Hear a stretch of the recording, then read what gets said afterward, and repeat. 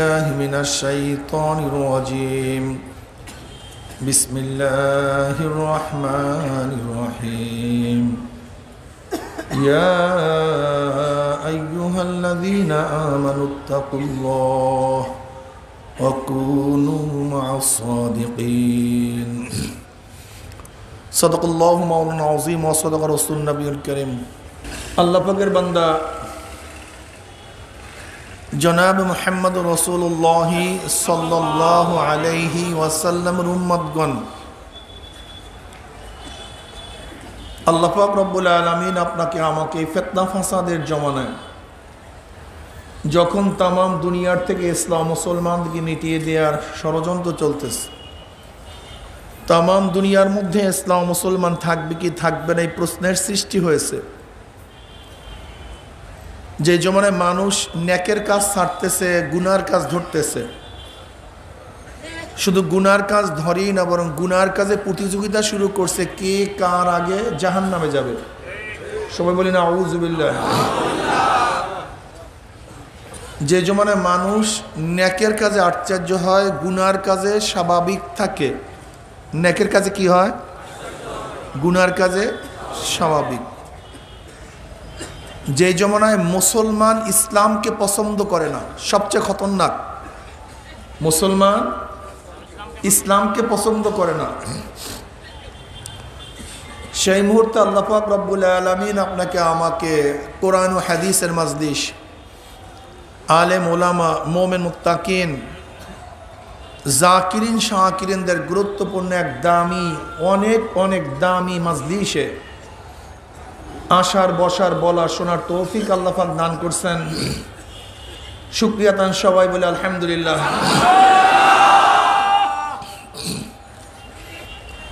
এই মাজলিস অনেক গুরুত্বপূর্ণ, অনেক দামি। আমি সব সময় মাজলিসকে ধোলাই কারখানা বলি। যেরকম ধোলাই কারখানা যখন জামা কাপড় দেওয়া হয়, জামা কাপড়গুলি ময়লা থাকে, কারখানাওয়ালা যখন ফেরত দেয় পরিষ্কার সাফ, ময়লার কোনো চিহ্নও থাকে না।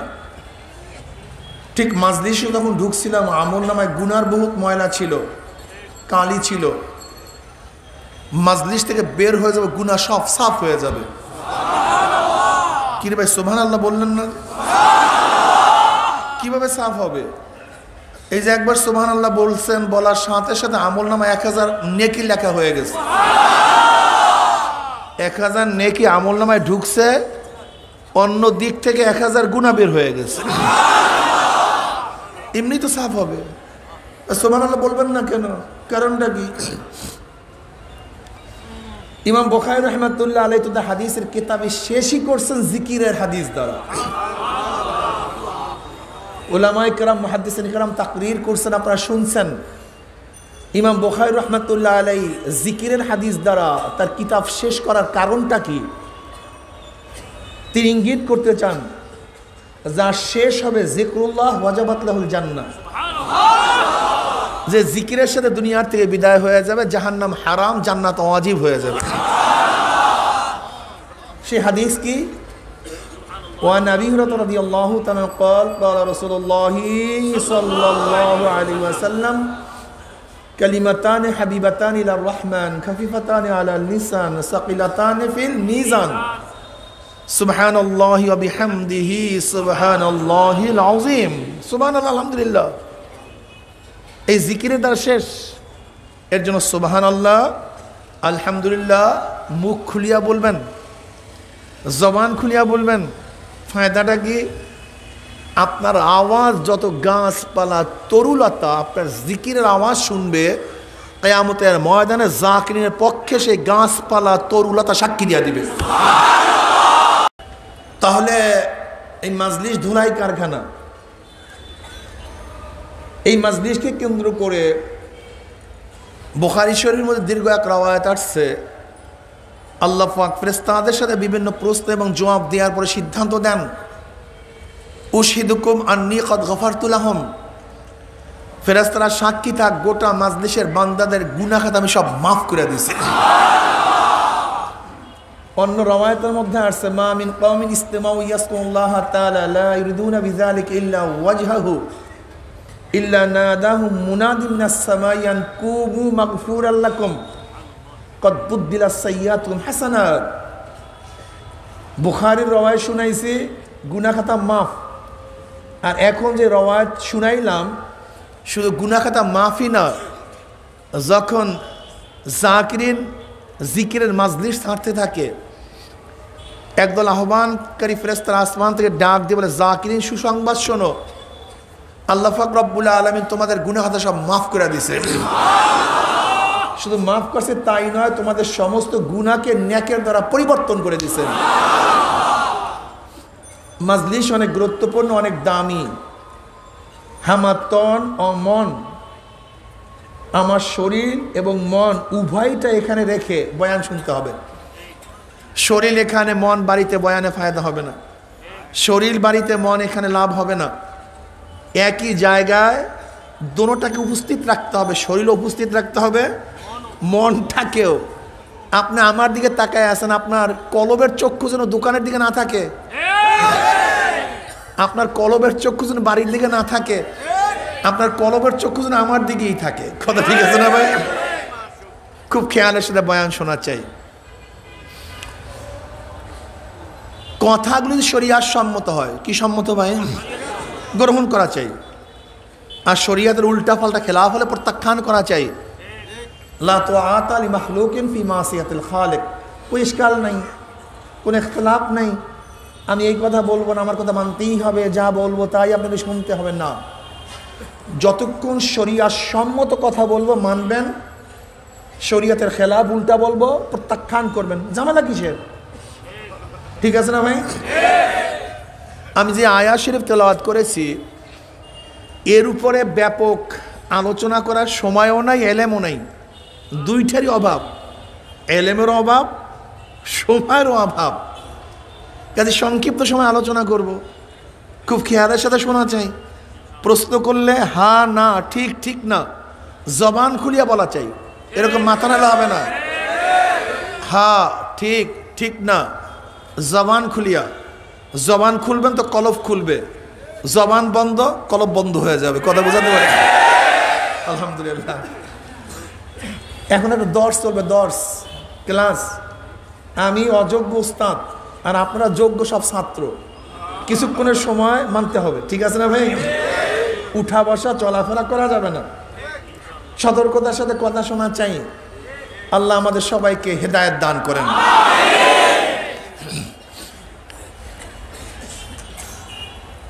ইয়া আইয়ুহাল্লাযীনা আমানুত্তাকুল্লাহ ওয়া কুনু মা'আস সাদিকিন।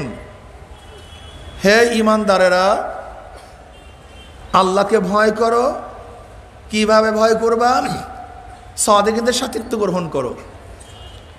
একটা সহজ কথা, কিন্তু এই আয়াতের উপর যদি গবেষণা করি তাহলে দুনিয়া এবং আখিরাতের কামিয়াবির জন্য এই একটা আয়াতই যথেষ্ট। দুনিয়া এবং আখিরাতের কামিয়াবির জন্য, মুক্তির জন্য, কল্যাণের জন্য এই একটা আয়াতই যথেষ্ট। আল্লাহ পাক সম্বোধন করছেন মুমিনদেরকে, ইয়া আইয়ুহাল্লাযীনা আমানু, হে ঈমানদারেরা। কাফের বাদ, মুশরিক বাদ, মুনাফিক নাই, জালেম শেষ, ফাসিক অন্তর্ভুক্ত না, থাকবে শুধু মুমিন। ইয়া আইয়ুহাল্লাযীনা আমানু, হে ঈমানদারেরা, হে ঈমানদারেরা। আল্লাহর খুব পেয়ারা ডাক, মুমিন ডাক। ইয়া আইয়ুহাল্লাযীনা আমানু, হে ঈমানদারেরা। আল্লাহ পাক মোহাব্বত করিয়া ডাক দেন, মোহাব্বত করিয়া মুমিনদেরকে ডাক দেন। কারণটা কি? ওয়াল্লাযীনা আমানু আশাদ্দু হুব্বাল লিল্লাহ। যারা মুমিন তারা আল্লাহকে সবচেয়ে বেশি মোহাব্বত করে। কাকে মোহাব্বত বেশি করে? কারা? মুমিনরা। সব ওয়াল্লাযীনা আমানু আশাদ্দু হুব্বাল লিল্লাহ, সবচেয়ে বেশি কাকে মোহাব্বত করে? তাদের অন্তরের মধ্যে একমাত্র আল্লাহরই মোহাব্বত থাকে। আল্লাহ যাকে যতটুকু মোহাব্বত করতে বলেন তাকে ততটুকু মোহাব্বত করে। আর যাকে মহাব্বত করে নিষেধ করেন তাকে মোমেন মহাব্বতই করে না। নসলান কোনো সম্পর্ক ইমানের সাথে থাকে না। নসলান আমার ছেলে, আমার মেয়ে, আমার স্ত্রী, আমার স্বামী, আমার বাবা, আমার ভাই, এই সমস্ত কোনো সম্পর্ক ইসলামের সাথে নেই। খুব ভালো মতো বুঝবেন। নবী নূহ আলাইহিস সালাতু ওয়াস সালামের সন্তানের ঈমান ছিল না, আল্লাহ পাক সম্পর্ক কাট অফ করে দিয়েছে। যা। ফেরাউনের ঈমান ছিল না, আসিয়ার থেকে সম্পর্ক কাট অফ করে দিয়েছে। লূত আলাইহিস সালাতু ওয়াস স্ত্রীর ঈমান ছিল না, আল্লাহ পাক কাট অফ করে দিয়েছে। আপনি কি দেখেছেন বদরের ময়দানে যে কাফেররা অ্যারেস্ট হয়েছিল, ধরা পড়ছিল, তাদের ব্যাপারে পরামর্শ মশওয়ারা জিজ্ঞাসা করছে এদের সাথে ব্যবহারটা কি হবে। ওমর ইবনে খাত্তাব রাদিয়াল্লাহু আনহু কি পরামর্শ দিলেন সবাই জানেন, মনে আছে তো? মনে নেই, ভুলে গেছেন। যে যার আত্মীয় সে তাকে হত্যা করবে। যদি বাবা মোমেন হয়, সন্তান কাফের হয়, তা বাবা ছেলেকে হত্যা করবে। আমি ছেলেকে মহব্বত করি না, আমি মাওলাকে মহব্বত করি। কি কঠিন না অনেক, বুঝেন নেই? এটা নসল ফসলের কোনো কিছু আসে যায় না। আল্লাযীনা আমানু আশাদ্দু হুব্বাল লিল্লাহ। আমাদের সাথে পরিচয় ইমানের, ইসলামের। আমি তার বাবা, সে আমার ছেলে, এগুলি হলো দুনিয়ার পরিচয়, দুনিয়ার সম্পর্ক। কিন্তু আখিরাতের সম্পর্ক হবে ইমানের দৃষ্টিতে, ইসলামের দৃষ্টিতে। ইমানওয়ালা আছে তো সে আমার আপন, সে যেই হোক না কেন। ইমানওয়ালা নাই, সে আমার ছেলে হোক না কেন, সে আমার বাবা হোক না কেন, আমার স্ত্রী হোক না কেন, ইমানওয়ালা নাই, সে আমার শত্রু। সে আমার শত্রু। সোজা হিসাব কিতাব, সোজা হিসাব কিতাব, ক্লিয়ার কাট কথা। যদি ছেলে মোমেন হয়, বাবা কাফের হয়, তা মোমেন বাবাকে হত্যা করবে, প্রমাণ করবে আমি বাবাকে মহব্বত করি না, আমি আল্লাহকে মহব্বত করি।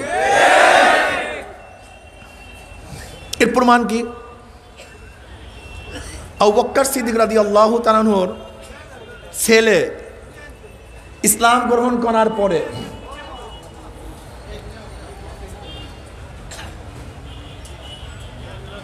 আবু বকর সিদ্দিক রাদিয়াল্লাহু বলতেছেন যে আব্বু, বদরের ময়দানে এমন একটা মওকা হয়েছিল আমি আপনাকে হত্যা করতে পারতাম।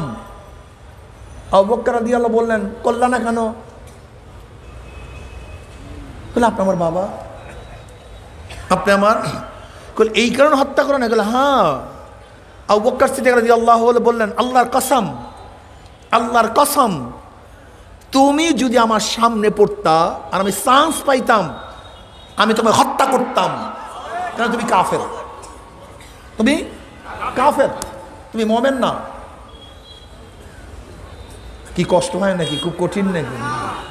হ্যাঁ, আসলে কঠিন না, এগুলো কিচ্ছু না। আমি বলি কলফ একটা বোতলের মতো। কিসের মতো ভাই? আচ্ছা, বোতলের মধ্যে যদি আপনি অর্ধেক পানি ঢুকান, অর্ধেক কি থাকবে? বাতাস। বাতাস খালি থাকে না, কি থাকে? যদি 3 ভাগের 2 ভাগ পানি ঢুকান, 1 ভাগ। যদি গোটা বোতলের মধ্যে পানি দিয়ে দেন, শুধু শুধু বাতাস। ঠিক কলফটা একটা বোতলের মতো। যদি 3 ভাগের 1 ভাগ আল্লাহর মোহাব্বত ঢুকান, 2 ভাগ দুনিয়ার মোহাব্বত ঢুকে যাবে। যদি 3 ভাগের 2 ভাগ আল্লাহর মোহাব্বত ঢুকান, 1 ভাগ অটোমেটিক দুনিয়ার মোহাব্বত ঢুকবে। কিন্তু যখন পুরা কলমের মধ্যে আল্লাহর মোহাব্বত ঢুকাইয়া দেবেন, দুনিয়ার সব মোহাব্বত বের হয়ে যাবে।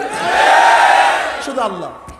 যে দার দেখতা হো মাই, তু হি তু হ্যায়, তু হি তু হ্যায়, তু হি তু। আশ্চর্য হওয়ার কিচ্ছু নেই। জমিদারের মেয়ে গোলামের প্রেমে পড়ছে, ভুলে গেছে আমার বাবা জমিদার। জমিদারের মেয়ে গোলামের মোহাব্বতে পড়ছে। বাদশার মেয়ে রিক্সাওয়ালার মোহাব্বতে পড়ছে। বাদশার মেয়ে ধোপার মোহাব্বতে পড়ছে, ভুইলা গেছে আমি বাদশার মেয়ে। মোহাব্বত এমন এক জিনিস, মোহাব্বত এমন এক জিনিস, মোহাব্বত এমন এক আগুন, যেই আগুনে শুধু সেই থাকবে আর কাউকে রাখবে না। ওয়াল্লাযীনা আমানু আশাদ্দু হুব্বাল লিল্লাহ। এর জন্য তো হাজারো মুমিন ঈমান আনার পরে বাবাকে ছাড়ছে, ইসলাম ছাড়ে নাই। হাজারো মুমিন ঈমান আনার পরে মাকে ছেড়ে দিয়েছে, ইসলাম ছাড়ে নাই। হাজারো মুমিন ঈমান আনার পরে ঘর ছাড়ছে, বাড়ি ছাড়ছে, জমি ছাড়ছে, নিজের জীবন ত্যাগ করছে, ঈমান ত্যাগ করে নাই। আর তোমার আমার অবস্থা কি? হ্যাঁ, ঝুলান্ত ঈমান, যৌক্তিক ঈমান। তোমার আমার ঈমান যৌক্তিক, মজ্জাগত ঈমান না। যৌক্তিক আর মজ্জাগত বুঝেন? এক ব্যক্তি আর্টিফিশিয়াল মেকআপ করছে, কালো মানুষ সুন্দর, যতক্ষণ পানি না লাগবে ততক্ষণ পর্যন্ত তার সৌন্দর্যতা ঠিক আছে। পানি লাগছে, সৌন্দর্যতা শেষ হয়ে যাবে, আর্টিফিশিয়াল। কিন্তু মজ্জাগত যে সুন্দর, হাজারো পানি দিলেও তার রূপ কোনোদিন নষ্ট হবে না। ঠিক আমাদের ঈমানের অবস্থাটা কি? যতক্ষণ স্বার্থ আছে, সুযোগ আছে, কষ্ট নাই, ততক্ষণ ঈমান আছে। যখনই কষ্ট, স্বার্থের বহিরে কোনো জিনিস লাগে, ঈমান শেষ হয়ে যায়। এই ঈমান দিয়ে পুলসিরাত পাড়ি দেওয়া যাবে কিনা আল্লাহই বলা যাবে, আমি বলতে পারি না।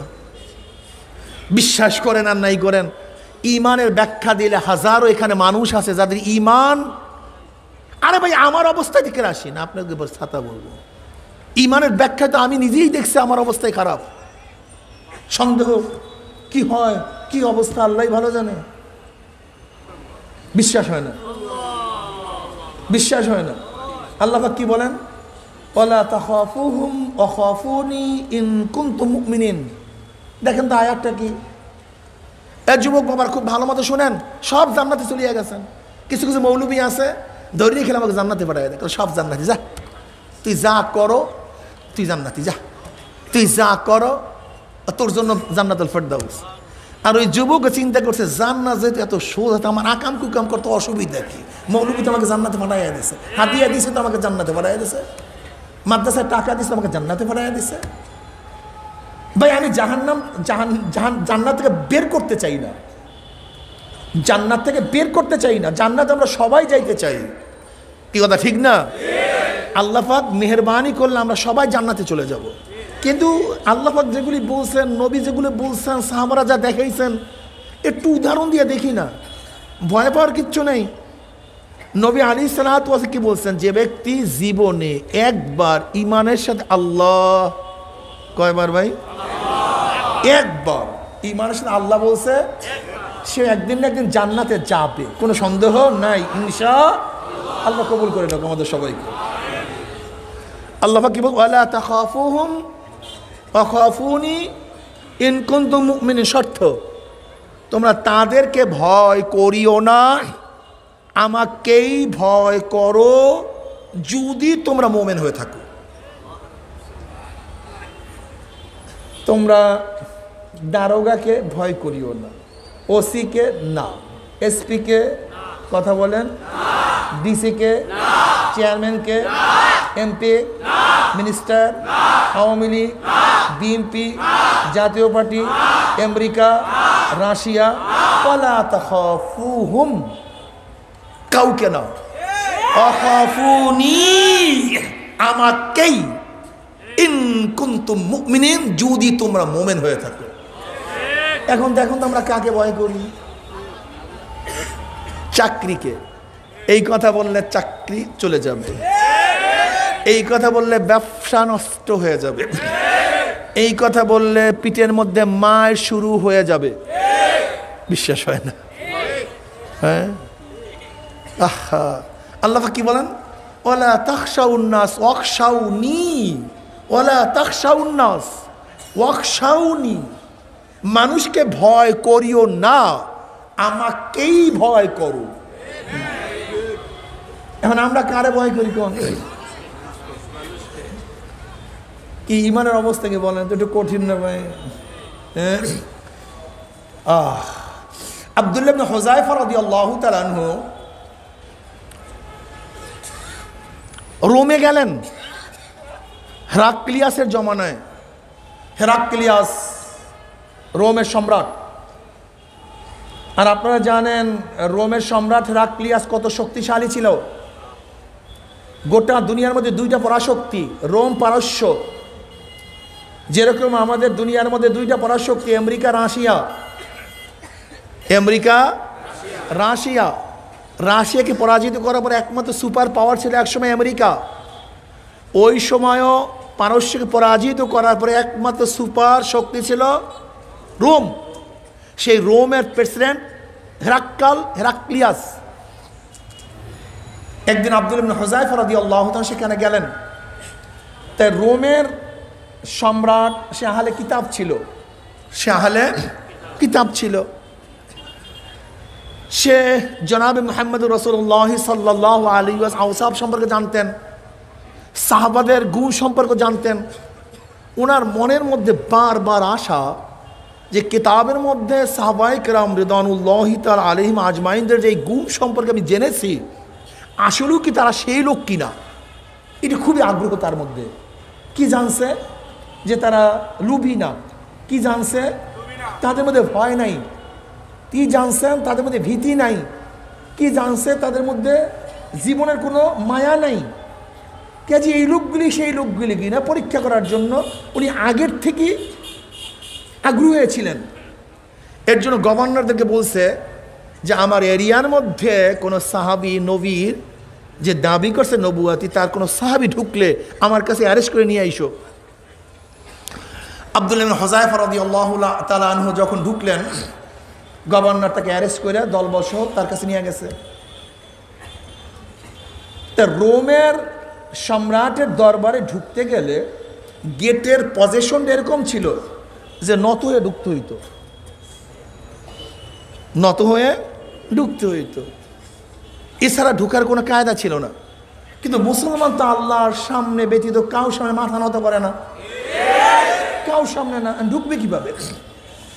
এখন আব্দুল্লাহ ইবনে হুযায়ফা রাদিয়াল্লাহু তাআলা গেটের কাছে গিয়ে চিন্তা করে ঢুকবো কিভাবে, মাথা তো নত করা যাবে না, মাথা নত করা যাবে না। তা তোমার সামনে মাথা নত না করিয়া নব এক পদ্ধতি তিনি গ্রহণ করলেন। তিনি মাথা না ঝুঁকাইয়া প্রথম পাও ঢুকাইয়া দিস। কি ঢুকাইয়া দিছে? পাও ঢুকাইয়া দিস। হেরাক্লিয়াসের সামনে কেউ পাও বাড়াবে চিন্তা কেউ কোনোদিন করতে পারছে নাকি? এ দৃশ্য কেউ কোনোদিন দেখে নাই। হেরাক্লিয়াসের ভাই খুব ক্ষিপ্ত হয়ে গেছে, তলোয়ার বের করছে, হত্যা করবে। এত বড় সাহস! মুহাম্মদ সম্রাটের সামনে আগে পাও ঢুকাইছে, এত সাহস কার?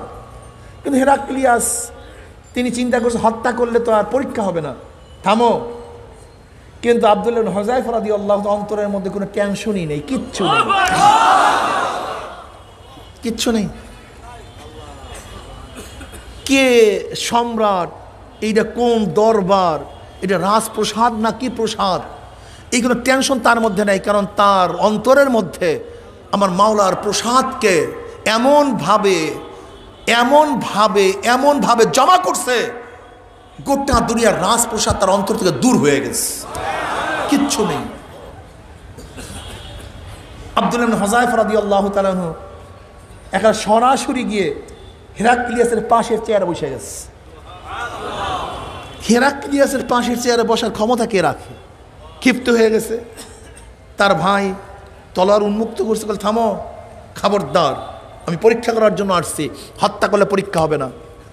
অথচ আব্দুল্লাহ ইবনে হুযায়ফা রাদিয়াল্লাহু তাআলা শরীরের মধ্যে একটা চাদর ছিল, পরনে একটা কাপড় ছিল, ধুইছে কবে আল্লাহই ভালো জানে, দেওয়ার সুযোগ নেই।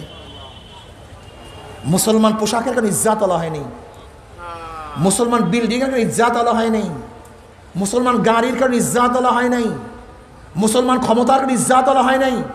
মুসলমান ইজ্জাত হলো ঈমান ও ইসলামের কারণে। কিসের কারণে? ঈমান ও ইসলামের কারণে মুসলমান গোটা দুনিয়ার মধ্যে ইজ্জাত আলা হয়েছে। আর ঈমান ও ইসলামকে বাদ দিয়া আমরা জাগতিকভাবে ইজ্জাত আলা হইতে চাই, এইটাই ভুল থিওরি, ভুল এখানে।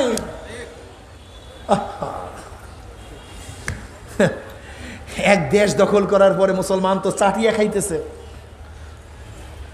চাটিয়া খাওয়া তো তার কাছে খুবই অপমানজনক। রাজ দরবারের মধ্যে মুসলমানরা চাটিয়া চাটিয়ে খাইতেছে। এখন রাজ দরবার হুজির নাজিরা বলতেছে, দয়া করবেন আজকের দিনের জন্য থাল চাটিয়া খায়েন না, এটা আমাদের মান ইজ্জাতের খেলাফ, যে কাদেরকে আমরা দাওয়াত দিয়েছি। তখন সেই আমির চোখের পানি ফালাইয়া দিয়ে বলছিল যে সুন্নাতের কারণে আল্লাহ পাক রব্বুল আলামিন ইজ্জাত আল্লাহ করছেন, সেই সুন্নাতকে তোমাদের কারণে বাদ দেব? সাম্রাজ্য বাদ দিতে পারি, এই দেশ ছেড়ে দিতে পারি, কিন্তু সুন্নাত বাদ দিতে পারি না। সুন্নাত বাদ দিতে পারি না। ইজ্জাত কিসের জন্য হয়েছিল মুসলমান? ইসলাম ও ইমানের কারণে, সুন্নাতের উপর থাকার কারণে মুসলমানের ইজ্জত। সুন্নাত ছেড়ে দেওয়ার মধ্যে মুসলমান ইজ্জত হতে পারে না, হবে না, হতে পারে না। ভুল ডিসিশন, থিওরি ভুল, থিম ভুল, সম্পূর্ণ ভুল। তুমি কেন খেয়াল করছো না? যত আগের দিকে যাও মুসলমানের সংখ্যা বেশি, বিজয়, মুসলমানের সংখ্যা কম, বিজয় সংখ্যা বেশি। যত মাথার দিকে আসো মুসলমানের সংখ্যা বেশি, বিজয় নাই। আমরা জাগতিক জ্ঞান, জাগতিক বুদ্ধির মাধ্যমে আমাদের বিজয় তালাশ করি। আরে মানুষ, আমার যুবক বাবা, মুরব্বী, আমার মা ও বোনেরা, বয়ান ভালো মতো শুনেন।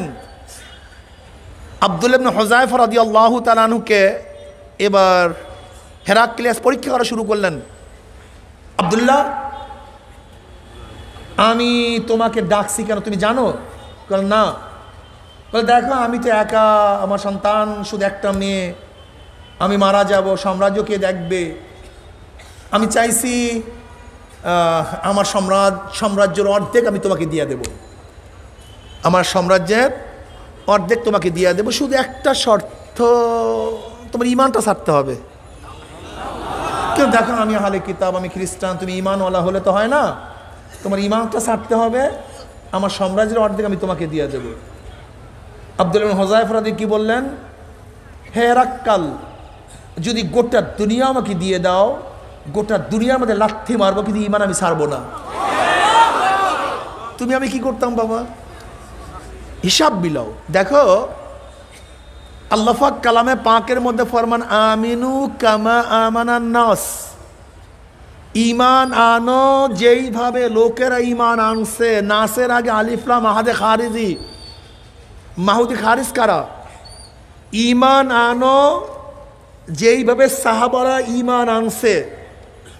সাহাবারা মিসাল, এরা কি ভাই? যেরকম আপনি অর্ডার দেওয়ার জন্য আসছেন, বায়ার, আপনাকে একটা মিসাল, এই কাপড়ের সাদৃশ্য আমি 1 কোটি মাল নেব, ব্যাস দস্তখত করেন, কাবারবন্দি করলেন। যখন মাল দেওয়ার সময় হবে ডেলিভারির, ওই যে দস্তখত মিসাল রাখছিলেন, ঠিক না, সেটাকে খোলা হবে। যত পিস মিলবে ওই কটা গ্রহণযোগ্য।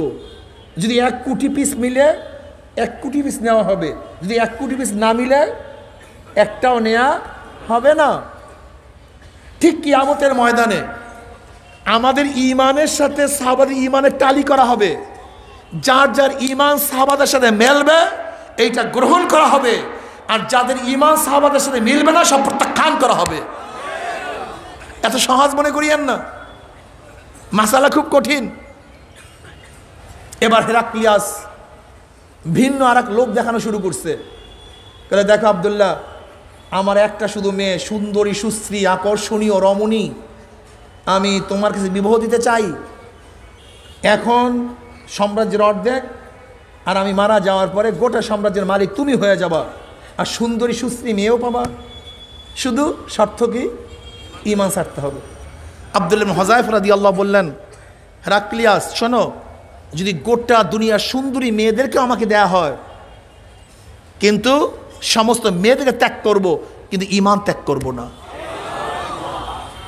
ভাইও, ঈমান সবচেয়ে দামি, সবচেয়ে দামি সম্পদ ঈমান, এর চেয়ে দামি কোনো সম্পদ নেই। এবার হেরাক্লিয়াস চিন্তা করছে, লোভে হবে না, ক্ষমতার মোহে হবে না, এবার ভয় দেখানো শুরু করো, আটকিয়ে দাও, আব্দুল্লাহকে আটকিয়ে দাও জেলখানায়। এবং জেলারকে বলছে, খানা দিবা না আমার কথা ব্যতীত। আর ডাক্তারকে হুকুম দিছে যখন খানা না খেলে মারা যাবে এরকম আশঙ্কা দেখা দিবে তখন আমার কাছে বলবা। জেলখানা আবদ্ধ অবস্থায় আছে, খানা পিনা বন্ধ, ডাক্তার বলতেছে কিছুদিন পরে এখন খানা না দিলে মারা যাবে। এবার হেরাক্লিয়াস বলতে যাও তার জন্য শুকরের গোশতের ব্যবস্থা করো আর পানির পরিবর্তে মদের শরাবের ব্যবস্থা করো, যাও নিয়ে যাও। উপবাস, অনাহার, বেহুশের মতো, হঠাৎ খানা দেখে খানা খাওয়ার জন্য কত আগ্রহ, খানা খাবে, ডাক্তার বলতেছে থামো, তোমাদের সামনে যে খানা নিয়ে আসা হয়েছে জানো কিসের খানা? বলে না। বলে গোশ, শুকরের, পানির বর্তমান মদ, এর বাইরে কোনো খানা নেই, খাইলে খাও না খাইলে মরো। আপনি আমি কি করতাম? ইস্তেহার শুরু করতাম বাঁচার জন্য এই পরিমাণের খানা খাওয়া তো জায়েজ, বাস আজিমাত রুখসাত আহনুল বালিয়াতাইন, বাস ফতুয়া ফতুয়া ঢের জমা দেওয়া লাগবে। সাহাবারা তো এই ফতুয়া জানতেন না, তাদের তো এলেম কালাম কম ছিল। হ্যাঁ, আব্দুল্লাহ ইবনে হুযায়ফা রাদিয়াল্লাহু তাআলা আনহু উঠতে পারেন না, কোন রকমের মাজাটা উঁচু করে বলতেছেন আজকে আমার মৃত্যুর সময় পরীক্ষা করার জন্য আসছো। খানার উপরে এমন লাথি মারছে অনেক দূরে ফেলাইয়া দিস, যা এখান থেকে শয়তান। মুসলমান মরতে পারে কিন্তু হারাম খেতে পারে না, মুসলমান জীবন দিতে পারে শরাব পান করতে পারে না, মুসলমান মারা যেতে পারে কিন্তু শুয়ারের গোশত ভক্ষণ করতে পারে না। আর আজকে সেই মুসলমান মদ খায়, কপাল পরার গোষ্ঠী, কপাল পরার গোষ্ঠী। মদ কি কোনো মুসলমান স্পর্শ করতে পারে? কোন মুসলমান মদ খেতে পারে? কোন মুসলমান ইয়াবা টানতে পারে? নাউযুবিল্লাহি মিন যালিক। আজকে বন্ধুর সাথে মিলে আড্ডায় গিয়ে, বিবাহ অনুষ্ঠানে গিয়ে ভদ্রতা দেখায় মদ খেয়ে। কেন ভদ্রতা তুমি মুদ খেয়ে দেখাতে পারো না? যেরকম মদও মুসলমানের খাদ্য না, মুতও মুসলমানের খাদ্য না। কেন মুসলমানের খাদ্য মদ হবে কেন? মুসলমানের খাদ্য শরাব হবে কেন? গাঁজা হবে কেন? যদি ভদ্রতা দেখাতেই চাও তাহলে পায়খানা খাও, এটাও তো ভদ্রতা। নব নব খাদ্য, যাকে খাই নাই এখন পায়খানা খাইতেছে, নব। মুসলমানের সন্তান মদ পান করে, আমি আশ্চর্য হয়ে যাই। মুসলমানের সন্তান মদ পান করে কিভাবে, স্পর্শ করে কিভাবে, ধরে কিভাবে মুসলমানের সন্তান? বরং যেই অনুষ্ঠানে মদের আসর দেওয়া হয় তুমি লাত্তি মারিয়া টেবিল ভেঙে ফেলো। মুসলমানের বিবাহে মদ থাকবে কেন? কারণটা কি? এটা কিসের আবার আধুনিকতা? মদ পান করে। আপনি কি জানেন দুইটা সংস্কৃতির দুইটা কারণে গোটা জাতি পরিবর্তন হয়ে যায়? কয়টা কারণে? অপশিক্ষা, অপসংস্কৃতি। এই অপশিক্ষা, অপসংস্কৃতির কারণে একটা জাতি রূপান্তরিত হয়ে অন্য রূপ ধারণ করে, বিশ্বাস হয় না। আচ্ছা বলেন তো, একটা হিন্দু নবজাত শিশু, একজন হিন্দু নবজাত শিশু যদি মুসলমান ঘরে লালিত পালিত হয়, বড় হওয়ার পর আল্লাহ বলবে না রাম বলবে? বাচ্চাদের হিন্দুর। একজন মুসলমানের সন্তান যদি হিন্দুর ঘরে লালিত পালিত হয়, বড় হওয়ার পর রাম বলবে না আল্লাহ বলবে? বাচ্চাদের মুসলমানের। হ্যাঁ, তার জন্ম কোনো ব্যাপার না, মূল ব্যাপারটা হলো শিক্ষা এবং পরিবেশ। মূল হ্যাঁ, মুসলমান ডাইভার্ট হয়ে হিন্দু হয়ে গেছে, হিন্দু ডাইভার্ট হইয়া কিসের কারণে? এই শিক্ষা এবং পরিবেশের কারণে। আজকে গোটা দুনিয়ার মধ্যে কৌশল করে এই মুসলমান জাতিটাকে ভিন্ন জাতি বানাবার জন্য এই দুই জায়গায় হস্তক্ষেপ করছে, শিক্ষা এবং পরিবেশ। অপসংস্কৃতি। আজকে ভ্যালেন্টাইন্স ডে পালন করে মুসলমানের সন্তান, 31st নাইট পালন করে মুসলমানের সন্তান, রেড ডে পালন করে মুসলমানের সন্তান, আজকে পহেলা বৈশাখ উদযাপন করে মুসলমানের সন্তান। অপসংস্কৃতি, অপসংস্কৃতি। বুঝেন নাই? বুঝছেন? এসো হে পহেলা বৈশাখ, দেখা হবে তোমার সাথে বটমূলে। আচ্ছা বটমূল তো হিন্দুদের দেবতা, তোমার বটমূলে কাজটা কি? তুমি যাবা কেন? দেখছেন পহেলা বৈশাখের গেঞ্জি বের হয়, ওইগুলির উপরে মসজিদের ছবি না, কাবা শরীফের ছবি, কিসের ছবি? ঢোল, একতারা, সারেন্দা। তা একতারা, ঢোল, সারেন্দা দিয়ে কি তুমি ইবাদত করে? হিন্দুরা ইবাদত করে। তোমার এখানে কাজটা কি? রাখি বন্ধন করে পহেলা বৈশাখ, এটা মুসলমানের সংস্কৃতি না হিন্দুদের সংস্কৃতি? আপনি দেখবেন পহেলা বৈশাখে লাল পাইরে শালু কাপড় পরিধান করে, এটা মুসলমানের সংস্কৃতি না হিন্দুদের সংস্কৃতি? পহেলা বৈশাখ উলুধ্বনি দিয়া উদযাপন করে, এটা মুসলমানের সংস্কৃতি না হিন্দুদের সংস্কৃতি? দেখবেন পহেলা বৈশাখে পেঁচার একটা ছবি নিয়ে সামনে চলে। জানেন পেঁচার ছবি নিয়ে কেন চলে? হিন্দুদের সংস্কৃতি আকীদা হলো ভালো মন্দ এই পেঁচা বহন করে নিয়ে আসে, এই জন্য তারা পেঁচা নিয়ে সামনে হাঁটে, যে পহেলা বৈশাখ বছরে পহেলা, এই পেঁচা আমাদের জন্য ভালো কোনো কিছু বহন করে নিয়ে আসবে। দেখছেন সংস্কৃতি কিভাবে মানুষকে পরিবর্তন করে দিচ্ছে। আজকে ভালোবাসা দিবসে মুসলমান নর নারীরা যেইভাবে রাস্তায় নেবে, অন্য পুরুষদেরকে ফুল বিনিময় করে, আবার পুরুষ অন্য মেয়েকে ফুল বিনিময় করে, এটা মুসলমানের সংস্কৃতির বেঈমান এবং কাফেরদের সংস্কৃতি। মুসলমান কাফেরদের সংস্কৃতি, বেঈমানদের সংস্কৃতি, এইটা খ্রিস্টান এবং ইহুদিদের সংস্কৃতি। আর তোমাকে সেই সংস্কৃতির মাধ্যমে বেঈমান বানাবার চক্রান্ত চলতেছে। তোমার হুঁশ আছে মিয়া? তোমার খবর আছে? তুমি আপ টু ডেট হয়ে গেছো, তোমার হুঁশই নেই তোমাকে কোথায় নিয়ে যাচ্ছে। আজকে দেখবেন অষ্টম নবম ক্লাসের সমাজ বিজ্ঞানের মধ্যে ডারউইনের থিওরি পড়া হয়। কি? কিসের? আচ্ছা বলেন তো, আমি যদি এখন আপনাদের সামনে কালীর প্রশংসা করি, কালীকে পূজা করলে এই লাভ, কালীকে পূজা না করলে এই ক্ষতি, কালীর মধ্যে এই গুণ ওই গুণ সেই গুণ, কিসের মধ্যে ভাই? কালী দেবীর মধ্যে। যদি আমি সারা রাত্র কালীর প্রশংসা করি, আগামী ফজরের পরে কালী পূজা কে কে করবেন? কি কথা বলেন না কেন? কেউ করবেন না। কারণটা কি বলেন তো, কেন করবেন না? তো মিয়া কালীর উপরে আপনার বিশ্বাস নেই।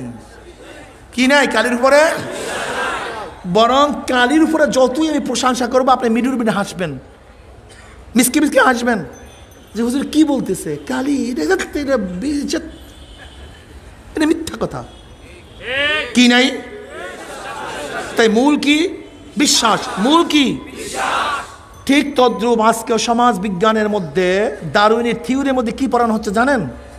দি অরিজিন অফ ম্যান, মানুষের আদি উৎসটা কি? কি মানুষকে মানুষ থেকে না মানুষ জানোয়ারের থেকে?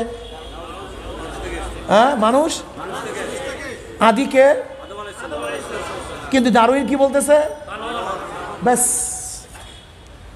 ব্যাস একটা থিম, মাত্র একটা থিম, একটা থিওরি। যদি কোনো যুবকের মাথার মধ্যে ঢুকে যে আমরা আদম থেকে না, আমাদেরকে স্রষ্টা সৃষ্টি করেন নাই, আমাদের পূর্বপুরুষ আদম না, আমাদের পূর্বপুরুষ ডারউইন কি বলছেন? বানর। যখনই আমি আল্লাহর কথা বলবো, কোরআনের কথা বলবো, জান্নাতের কথা বলবো, আদমের কথা বলবো, কেন ওই ছেলে তো ডারউইনের থিওরি পড়ে আসছে, আমি যতই প্রশংসা করবো, জান্নাতের কথা বলবো, জাহান্নামের কথা বলবো, ও মিটুর মিটুর হাসবে।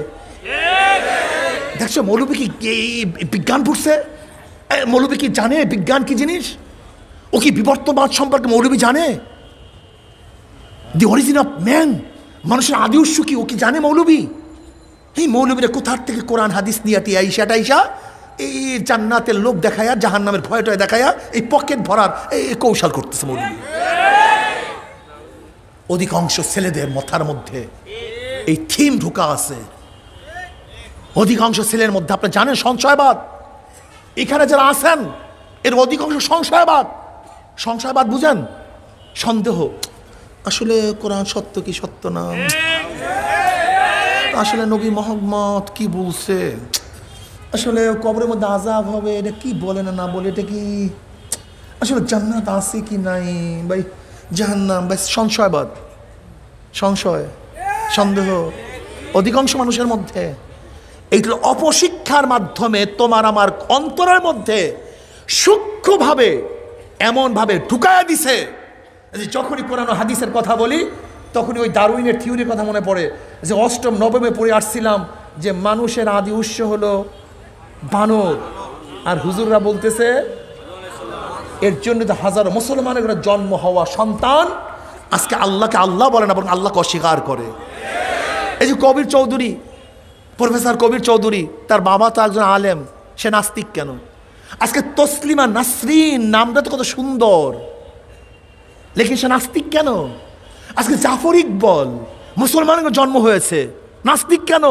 হুমায়ুন আজাদ, হুমায়ুন আহমেদ, এটা তো মুসলমানের ঘরে জন্ম হয়েছে, নাস্তিক কেন? কারণটা কোথায়? অপশিক্ষা, অপসংস্কৃতি। বিশ্বাস হয় না? এই আপনাদের এই সিলেটের হাজারো মা এবং বাবা এবং সন্তান জন্ম দিয়েছে যারা লন্ডনে থাকে, যাদের মধ্যে কলেমা জানা নাই। ছিল তার বাবা মুসলমান, ছিল তার মা মুসলমান, এবং হাজারো সন্তান আছে। আপনি কোরআনের কথা বলবেন, হাসবে। ইসলাম কি জিনিস, সাংস্কৃতিক কি জিনিস, কলেমা কি জিনিস তারা জানেই না। জাতি চেঞ্জ হয়ে গেছে, ছিল মুসলমান, চেঞ্জ হয়ে নাস্তিক হয়ে গেছে। একটা জাতিকে ধ্বংস করার জন্য দুইটা জিনিসের প্রয়োজন, অপশিক্ষা, হ্যাঁ, অপসংস্কৃতি, বাস দুইটা জিনিস সেট। মৌলবী তুমি যত বয়ান করো, আজকে এখানে কত হাজার লোক বয়ান শুনবেন, অথচ এই বছর মেট্রিকে পরীক্ষাতে 22 লক্ষ সন্তান, 22 লক্ষ। এই 22 লক্ষ সন্তান সমাজ বিজ্ঞানের মধ্যে পড়ছে যে মানুষের আদি উৎস সূর্যের খণ্ডের থেকে পানির সৃষ্টি, পানির ঢের মধ্যে ফেনার সৃষ্টি, ফেনার মধ্যে পোকার সৃষ্টি, পোকার থেকে ব্যাঙের সৃষ্টি, ব্যাঙের থেকে বানরের সৃষ্টি, বানর লাফাইয়া লাফাইয়া পশম পরিয়া ল্যাস পরিয়া মানুষ হয়ে গেছে। কত লক্ষ? 22 লক্ষ এই বছর পরীক্ষা দিছে। তাদের প্রত্যেকের মাথার মধ্যে দারুণের থিওরি আছে। প্রত্যেকের এরাই কি হবে? ম্যাজিস্ট্রেট। এরাই কি হবে? ডিসি। এরাই কি হবে? জজ। এরাই কি হবে? সেনাবাহিনীর প্রধান। এরাই কি হবে? পুলিশ বাহিনীর প্রধান। আর যখনই আমরা মৌলবীরা যাবো, মৌলবীরা কোথার থেকে খায় না, পরে না, পরে তা খায়, এরা দেশটাকে ধ্বংস করলো, এটা কি করলো, সে করলো, বাস।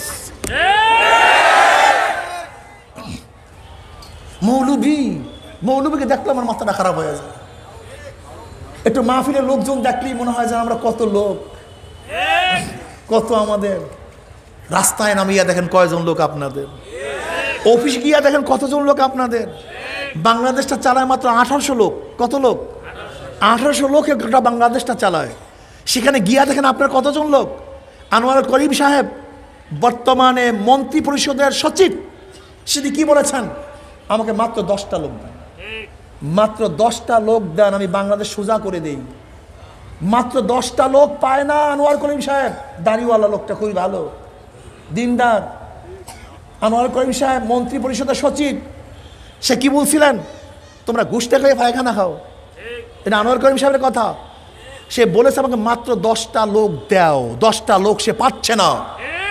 আওয়ামী লীগ 10টা লোক দিতে ব্যর্থ, বিএনপি 10টা লোক তৈরি করতে ব্যর্থ, জাতীয় পার্টি 10টা লোক তৈরি করতে পারে নাই, ঢাকা ইউনিভার্সিটির 10টা লোক তৈরি করতে পারে নাই, মেডিকেল 10টা লোক তৈরি করতে পারে নাই, ইঞ্জিনিয়ারিং ইউনিভার্সিটি 10টা লোক তৈরি করতে পারে নাই, ব্যর্থ হয়েছে। সৎ নির্ভীক, যারা চোর না, ডাকাত না, 10টা লোক তৈরি করতে পারে নাই। বহুত ইঞ্জিনিয়ার তৈরি করছে, ডাক্তার তৈরি করছে, ডক্টর তৈরি করছে, প্রফেসর তৈরি করছে, কিন্তু আদর্শবাহী 10টা লোক এই প্রতিষ্ঠান তৈরি করতে পারে নাই।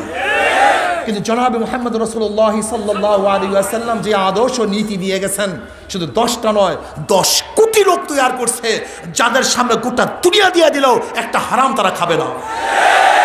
তুমি ইসলাম বুঝো কি জিনিস? খবরই তো নেই ইসলাম। আজকে পরিকল্পনা মন্ত্রী কি বললেন? বাজেট করি 100 টাকা, পুষে মাত্র 10 টাকা, 90 টাকা খেয়ে বলে 35 থেকে। বাজেট করি, পুষে কত?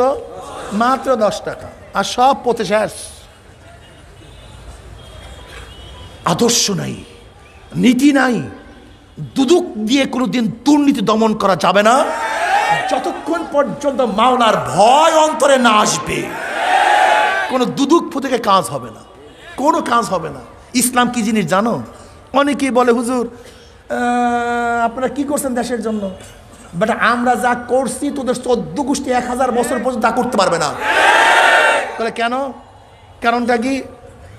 আপনি গিয়ে দেখেন পাশ্চাত্য 80% লোক মদ খায়, 90% লোক মদ পান করে, আর বাংলাদেশের 80-90% মানুষ মদ পান করে না। এটা তোদের কারণে না, ইমানের কারণে, ইসলামের কারণে। যা এই আমরা যে 80-90% মানুষকে মদের থেকে ফিরাইয়া দিছি, এটা আইনের মাধ্যমে নয়, অস্ত্রের মাধ্যমে নয়, কোন শাস্তির মাধ্যমে নয়, কোরআন হাদিসের বাণীর মাধ্যমে। একটা বারো আপনি কি দেখছেন? অস্ট্রেলিয়ার আজকে দেখতেছেন অস্ট্রেলিয়ার পার্লামেন্টের 63% মেয়েরা ধর্ষিতা, যৌন হারানির শিকার, 63% মহিলা। দেখেন আপনি এখন দেখেন, ফিরাতে পারো নাই, লেকিন ইসলাম ও মুসলমানের কারণে, ইমানের কারণে হাজারো যুবকরা তাদের সামনে যত সুন্দরী মেয়ে আসুক না কেন তাদের দিকে তাকাবার সময় নেই। ইমানের কারণে, ইসলামের কারণে। আমরা কি করছি জানো? আমরা কি করছি জানো?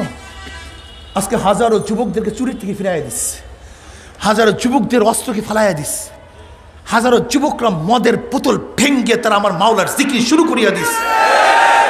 হাজারো মানুষ শয়তান ছিল, জাহান্নামের দ্বার কিনারায় ছিল, সেখান থেকে আজকে জান্নাতে প্রবেশ করার পথ দ্বারা ধরছে যে আমরা জান্নাতে যাব, আমরা জাহান্নামে যাব না। হাজারো সন্তান যারা খ্রিস্টানদের অনুকরণ করতো, অনুসরণ করতো, তারা আমেরিকা, রাশিয়ার অনুসরণ করতো, চীন, পিকিনের অনুসরণ করতো, কিন্তু ইসলাম এবং ইমানের কারণে তারা মদিনাওয়ালার অনুকরণ শুরু করিয়ে দিচ্ছে। কি আছে কি নেই? ইসলাম এবং ইমান যদি থাকে, দুনিয়া তো কামিয়াব, আখিরাত তো কামিয়াব। দুনিয়া তো কামিয়াব, আখিরাত তো কামিয়াব। আল্লাহ আমাদের সবাইকে কবুল করে না, আমাদের সবাইকে কবুল করে না। ইমান আনো, ইসলাম আনো, দুনিয়া তো মর্যাদা, আখিরাত তো মর্যাদা। নয়তো কি অবস্থা হবে জানো? এই আমাদের সিলেটের 2 বারের সফল অর্থমন্ত্রী আবুল মাল আব্দুল মহির সাহেব মন্ত্রিত্ব ছেড়ে দিয়ে যখন আপনাদের সিলেট এয়ারপোর্টে আসছে, হুইল চেয়ার ধরার কেউ নাই। এই হলো ক্ষমতা, এই হলো। আজকে জাহাঙ্গীর সাহেব গাজীপুরের মেয়র হারাবার পরে এখন রাস্তা রাস্তায় কান্দে, কেউ কাছেও যায় না। যারা ক্ষমতার পিছনে পড়ছেন, যতক্ষণ ক্ষমতা আছে ততক্ষণ শ্রদ্ধা সম্মান আছে, ক্ষমতা নাই কারবার শেষ, কেউ জিজ্ঞাসাও করবে না। কিন্তু ঈমান ও ইসলাম নিয়ে চলেন, কোনোদিন ক্ষমতা যাবে না, ইজ্জাত কোনোদিন নষ্ট হবে না, দুনিয়াতে ইজ্জাতওয়ালা হবেন, কবরে ইজ্জাতওয়ালা হবেন। কিসের নিয়ে আছেন মিয়া দুনিয়ার ক্ষমতার পিছনে? কিসের দুনিয়ার ক্ষমতা? দুনিয়ার ক্ষমতা দুনিয়া পর্যন্ত শেষ। দুনিয়ার ক্ষমতা যতক্ষণ ক্ষমতা আছেন ততক্ষণ শেষ, ততক্ষণ পর্যন্ত নাই, সব শেষ। কিন্তু ঈমান ও ইসলাম নিয়ে যদি চলতে পারেন, আলা ইন্না আউলিয়া আল্লাহ লা খাউফুন আলাইহিম ওয়া লা হুম ইয়াহজানুন আল্লাযীনা আমানু ওয়া কানু ইয়াত্তাকুন লাহুমুল বুশরা ফিল হায়াতিদ দুনিয়া ওয়া ফিল আখিরাহ। আল্লাহ, এ গোটা দুনিয়ার মানুষ শোনো, যারা আমার ওলি, ওলির বহু বচন আউলিয়া, যারা আমার ওলি, যারা আমার বন্ধু, তাদের দুনিয়াতেও কোনো ভয় নাই, আখিরাতেও ভয় নাই। দুনিয়াতেও ভয় নাই, আখিরাতেও ভয় নাই। দুনিয়াও চিন্তা নাই, আখিরাতেও চিন্তা নাই। আলা ইন্না আউলিয়া আল্লাহ লা খাউফুন আলাইহিম ওয়া লা হুম ইয়াহজানুন আল্লাযীনা আমানু ওয়া কানু ইয়াত্তাকুন লাহুমুল বুশরা ফিল হায়াতিদ দুনিয়া ওয়া ফিল আখিরাহ। তারা দুনিয়ার মধ্যেও সুসংবাদ, যারা ঈমানওয়ালা, ইসলামওয়ালা। আলহামদুলিল্লাহ, আপনি দেখেন গোটা দুনিয়ার মধ্যে যারা পাক্কা ঈমানওয়ালা, ইসলামওয়ালা, তাদের সম্মানের কোনো অভাব নাই, খাদ্যের কোনো অভাব নাই, টাকার কোনো অভাব নাই, মর্যাদার কোনো অভাব নাই। আমাদের কাছে কোনো ক্ষমতা নাই, চাকরি দেয় না, এডিপি দেয় না, কাবিখা দেয় না, কিন্তু আলহামদুলিল্লাহ যত ওলামায়ে কেরাম আছে অন্তর থেকে এমন মুহাব্বত, এমন শ্রদ্ধা চলে আসে। এর কারণটা কি? এর কারণ কি? হাদিসের মধ্যে আসে, নবী আলাইহিস সালাতু ওয়াস সালাম ফরমান, যখন আল্লাহ পাক রব্বুল আলামিন কোন মানুষকে মোহাব্বত করে, তখন জিব্রাইলকে বলে, জিব্রাইল ঘোষণা দিয়া দাও, আমি অমুককে মোহাব্বত করি, তুমিও মোহাব্বত করো। জিবরিল আলাইহিস সালাম গোটা ফেরেশতাকে বলিয়া দেয়, আমি আব্দুল্লাহর ছেলে আব্দুল্লাহকে মহাব্বত করি, তোমরাও মহাব্বত করো। যখন ঘোষণা চলে আসে, অটোমেটিক গোটা দুনিয়ার মানুষ তাকে মহাব্বত করা শুরু করিয়া দেয়। জোরে বলেন সুবহানাল্লাহ। এ আমার যুবক বাবারা, আমার মুরব্বী বাবারা, পর্দার মা বোনেরা, কিসের দুনিয়া, কোথার দুনিয়ার পিছনে তোমরা ছুটছ? আজকে যুবক মানুষ আমার মাওলার পাগল হইয়া যাও, কি যে মজা! এই মজা কোনোদিন বয়ান করিয়া শেষ করা যাবে না। তুমি কি দেখো নাই নবী ইসমাইল আলাইহিস সালাম বুড়া হইয়া মাওলার প্রেমে পড়ে নাই? মাত্র 9-10 বছর পরে আমার মাওলার প্রেমে পড়িয়া গেছে। আমার মাওলার প্রেমে পড়িয়া নিজের গর্দান ছুরির নিচে ঝুঁকাইয়া দিছে।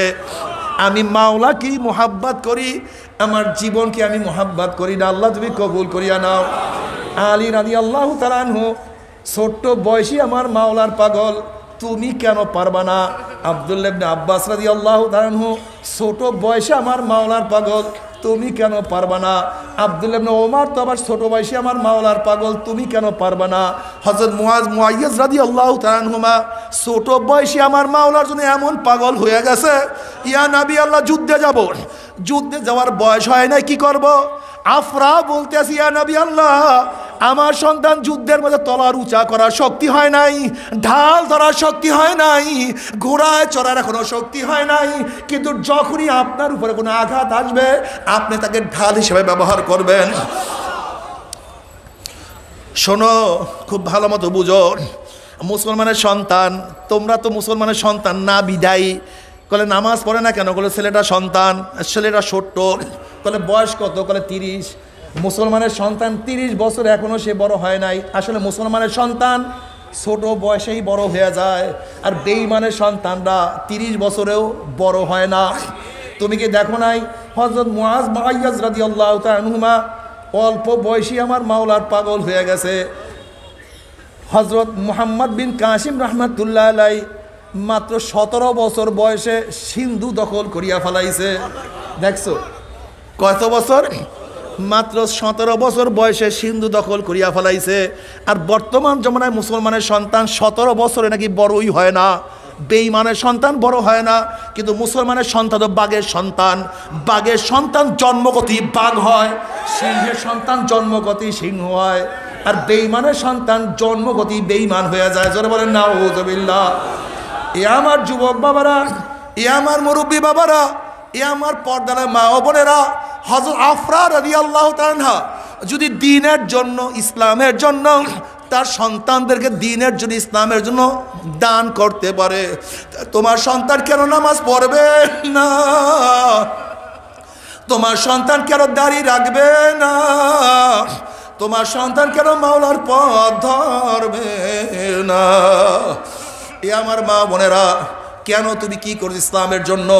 হযরত সুমাইয়া রাদিয়াল্লাহু তাআলা আনহা দ্বীনের জন্য, ইসলামের জন্য ইসলামী জগতে প্রথম শাহাদতের মর্যাদা লাভ করছে, প্রথম শাহাদতের মর্যাদা লাভ করছে। এ আমার মা বোনের, ইসলামের জন্য কি করছো? আসিয়া আলাইহিস সালাতু ওয়াস সালাম আমার মাওলার পাগল হইয়া ফিরাউনের বাদশাহী ছাড়িয়া দিছে, স্বর্ণের খাটের পরিবর্তে উত্তপ্ত বালুকে বিছানা হিসাবে গ্রহণ করছে, লেপ এবং কম্বলের পরিবর্তে ভারী পাথরকে গ্রহণ করছে, আরাম আয়েশের পরিবর্তে উত্তপ্ত গরমকে সহ্য করছে। আহা, সম্মান ইজ্জতের পরিবর্তে আসিয়া আলাইহিস সালাতু ওয়াস সালামকে সমস্ত মানুষের সামনে উলঙ্গ করিয়া বানানো হয়েছে। আল্লাহ তুমি মাফ করিয়া দাও। আরাম আয়েশের পরিবর্তে আসিয়া আলাইহিস সালাতু ওয়াস সালাম হাতের মধ্যে, ডাইন হাতের মধ্যে প্যারাগ লাগাইয়া দিছে, বাম হাতের মধ্যে প্যারাগ মারিয়া দিছে, ডান পার মধ্যে প্যারাগ লাগাইয়া দিছে, বাম পার মধ্যে প্যারাগ লাগাইয়া দিছে। আজকে সেই মাওলাকে পাওয়ার জন্য কি ত্যাগ করছো? হিসাব নিকাশ না মিলাইয়া কেউ মাওলার কবরে যাইও না। মাওলাকে পাওয়ার জন্য কি করছো? হযরত হাজর আলাইহিস সালাতু ওয়াস সালাম মাওলাকে পাওয়ার জন্য বনবাসকে কবুল করছে। স্বামীকে বলতেছে, স্বামী আমাকে এখানে কেন রাখিয়া যান? এখানে গাছ নাই, পালা নাই, পানি নাই, খাজুর নাই, মানুষ নেই, জন নেই, এখানে আমাকে কেন রাখিয়া যান? আমি কি অন্যায় করছি? ইব্রাহিম আলাইহিস সালাতু ওয়াস সালাম বলেন, বিবি হাজেরা, মাওলার হুকুম হয়ে গেছে। হাজেরা আলাইহিস সালাতু ওয়াস সালাম বললেন, যদি মাওলার হুকুম হইয়া থাকে আমার কোনো প্রশ্ন নাই, আমার কোনো আফসোস নাই। মারা গেলে কাফন দাফন করিয়া যাইয়েন। হে আমার মা বোনেরা, হাজেরা আলাইহিস সালাতু ওয়াস সালাম মাওলার প্রেমে পড়িয়া যদি বনবাসকে কবুল করতে পারে, তুমি আমি সেই মাওলার জন্য কি করলাম? হিসাব নিকাশ না মিলাইয়া কেউ মাওলার কবরে যাইও না। আবু বকর সিদ্দিক রাদিয়াল্লাহু তাআলা আনহু আরবের মধ্যে বড় ধনী ছিলেন, অনেক বড় ধনী ছিলেন,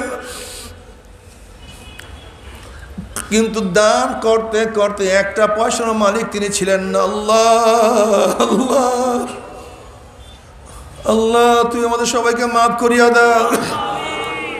বাবারে, জনাবে মুহাম্মদ রাসূলুল্লাহ সাল্লাল্লাহু আলাইহি ওয়াসাল্লাম আমার মাওলার প্রেমে পড়িয়া ইসলামের জন্য, দ্বীনের জন্য তায়েফের ময়দানে কত কষ্ট স্বীকার করছে। মাথার থেকে রক্ত ঝরাইছে, শরীরে মোবারক আঘাত। তায়েফের বড় বড় বুড়া কাফের বলতে আছে, হে যুবকরা, মক্কার থেকে এক পাগল আর, আল্লাহ তুমি মাফ করিয়াই দিও। হে যুবকরা, মক্কার থেকে এক পাগল আসছে, তোমরা তাকে পাথর মারো। এবার সেই তায়েফের যুবকগুলি পাগলকে পাথর মারার জন্য নিশানা তৈরি করছে। একজনে আর একজনে প্রতিযোগিতা শুরু করছে, কে কয়টা মাথায় পাথর লাগাইতে পারো, কে কয়টা নাকে পাথর লাগাইতে পারো, কে কয়টা চোখের মধ্যে পাথর লাগাইতে পারো, কে কয়টা শরীরের মধ্যে পাথর লাগাইতে পারো। জনাবে মুহাম্মদ রাসূলুল্লাহ সাল্লাল্লাহু আলাইহি ওয়াসাল্লাম বৃষ্টির মতো পাথর সহ্য করতে পারে না।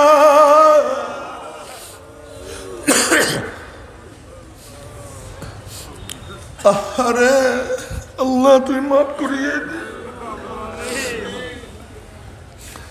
জনাবে মুহাম্মদ রাসূলুল্লাহ সাল্লাল্লাহু আলাইহি ওয়াসাল্লাম কি পরিমাণের রক্ত ঝরলেন, জুতা মোবারক রক্তে আটকে যাইতে পারে। বাবা, ও যুবক বাবারে, ও মুরব্বী, ও আমার মা বোনেরা, কি পরিমাণ রক্ত বাইয়া বাইয়া পড়লে জুতা খুলতে পারে না।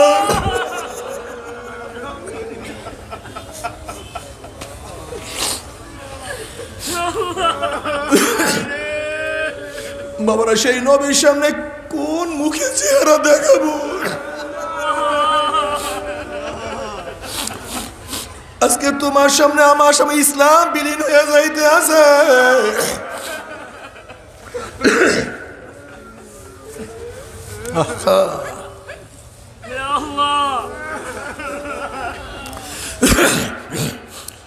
ও আমার যুবক বাবারা, আহারে, ও মুরব্বী বাবারা, ও পর্দালে মা বোনেরা, দুনিয়া কিছু না, দুনিয়া কিছু না, দুনিয়া কিছু না। আরে আজকে সেই নবীকে বাদ দিয়া কাকে নেতা মানছ? আজকে সেই নবীর দল বাদ দিয়া কোন দল ধরছ?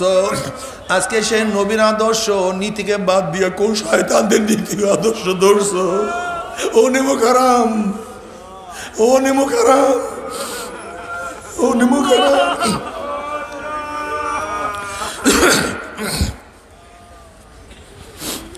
নেমো খারাম, আজকে মাওসুদের আদর্শ বাস্তবায়ন করার চেষ্টা করছো। আজকে কার্ল মার্ক্সের আদর্শ ধরছো, আজকে সক্রেটিসের আদর্শ পালন করছো, আজকে প্লেটোর আদর্শ বাস্তবায়ন করছো, আজকে অ্যারিস্টটলের আদর্শ বাস্তবায়ন করছো। নেমো খারাম, আজকে মন্টেস্কিউকে নেতা মানছো, আজকে রুশোকে নেতা মানছো, আজকে লককে নেতা মানছো। আমার নবী কি অন্যায় করলো? আরে কি অন্যায় করছে?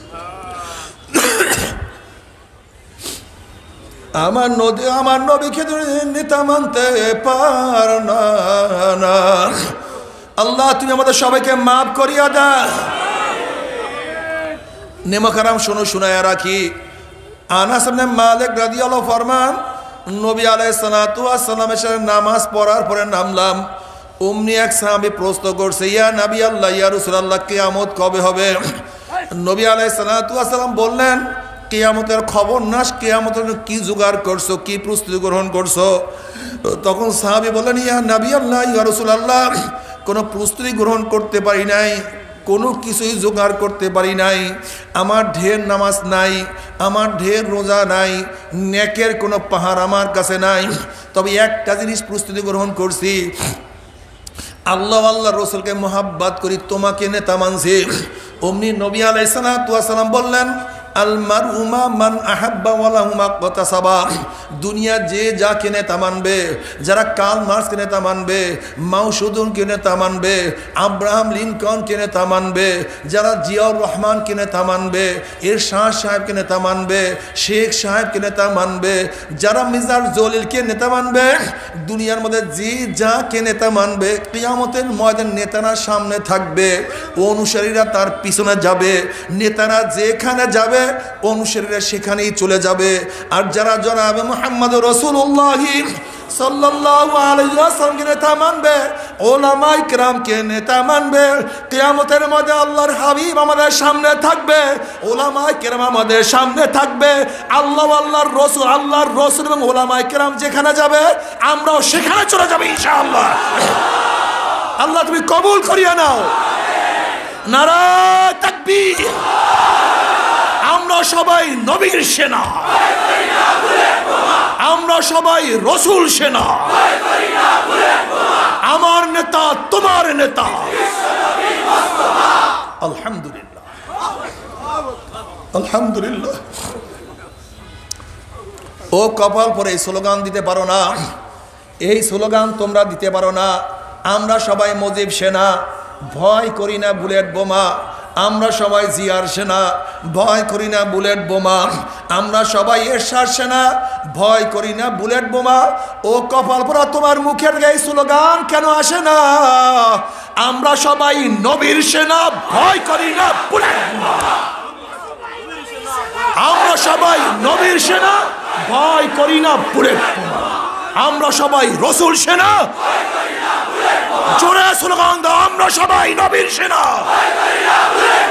আমরা সবাই রসুল সেনা। তোমার নেতা আমার নেতা। স্লোগান দাও, কলমের মধ্যে বসাও। দুনিয়ার সমস্ত নীতি ও আদর্শকে লাথি মেরে ফেলে দিয়ে নবী এবং আল্লাহর আদর্শকে কলমের মধ্যে বসায়া দাও। মুসলমানের সন্তান, মুসলমানের সন্তান। কিসের ডেমোক্রেসি, কিসের সোশ্যালিজম, কিসের ক্যাপিটালিজম, কিসের কমিউনিজম? আমার মধ্যে থাকবে ইসলামী ইসলাম, অন্য কোনো ইসলাম মানি না আমি। ইসলাম রয়েছে মুসলমানের সামনে। আমার নবী যে আদর্শ দিয়ে গেছেন, তার সে শ্রেষ্ঠ আদর্শ কোটা দুনিয়া কেউ দিতে পারছেন? হ্যাঁ, কিসের আদর্শ নিয়ে আসছে? 10টা লোক তৈরি করতে পারে নাই আদর্শ। নবীর আদর্শ চলবে, কি বলে? ঠিক আছে না? কার আদর্শ চলবে?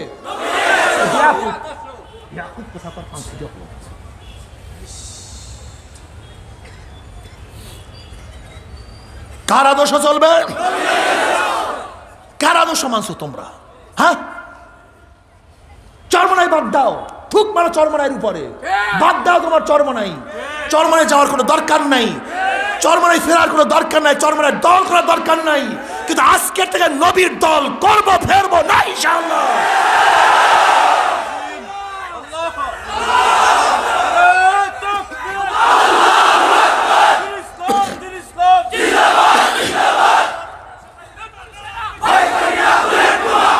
নারায়ে তাকবীর। আমরা সবাই নবীর সেনা, আমরা সবাই রসুল সেনা। তোমার নেতা আমার নেতা।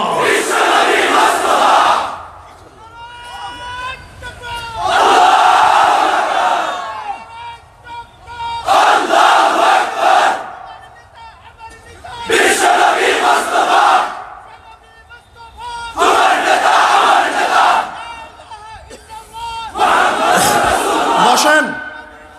আজকে স্কুল ছাত্র কলেজের ছাত্রদের মেধার মধ্যে ঢুকছে, আমরা কলেজে পড়ি, আমরা ইউনিভার্সিটির মধ্যে পড়ি, অথচ তুমি আমি এক না ভিন্ন? জোরে বলেন। তোমার আল্লাহ আমার আল্লাহ এক না ভিন্ন? তোমার নবী আমার নবী এক না ভিন্ন? তোমার কোরআন আমার কোরআন, তোমার কবর আমার কবর, তোমার মিজান আমার মিজান, তোমার ফুলসিরাত আমার ফুলসিরাত। মান রব্বুকা ওয়া মা দীনুকা ওয়া মান নাবিয়ুকা। এ আমার কলেজের ছাত্র বাবারা, মান রব্বুকা ওয়া মা দীনুকা ওয়া মান নাবিয়ুকা। তোমার কাছেও একই প্রশ্ন, পীরের কাছে একই প্রশ্ন, মুহাদ্দিসের কাছে একই প্রশ্ন, ছাত্রের কাছে একই প্রশ্ন, ধনীর কাছে একই প্রশ্ন, মালিকের কাছে একই প্রশ্ন, প্রজার কাছে একই প্রশ্ন। খবরদার, হিসাব নিকাশ না মিলাইয়া কেউ মাওলার কবরে যাইও না। হিসাব নিকাশ মিলাও। তোমার নামাজ পড়ার সংখ্যা বেশি, নামাজ কাজার সংখ্যা বেশি। তোমার রোজার সংখ্যা বেশি, রোজা কাজার সংখ্যা বেশি। এই চক্ষু দিয়ে কি নেকের কাজ বেশি করছো না গুনার দিকে বেশি তাকাইছো? এই জবান দিয়ে কি নেকের কাজ বেশি করছো না গুনার কাজ বেশি করছো? এই কান দিয়ে কি নেকের আওয়াজ বেশি ঢুকাইছো না গুনার আওয়াজ বেশি ঢুকাইছো? এই হাত দিয়ে অবৈধভাবে কত মহিলার গায়ে হাত লাগাইছো? এই হাত দিয়া কত মদ স্পর্শ করছো? এই হাত দিয়া কত গাজার কলকি ধরছো, ইয়াবা ধরছো? এই হাত দিয়া কত ঘুষ কত সুদ গ্রহণ করছো? এই হাত দিয়া কত জুলুম করছো? এই হাত দিয়া কত খুন করছো? খবরদার, খবরদার, হিসাব নিকাশ না মিলাইয়া কেউ মাওলার কবরে যাইও না।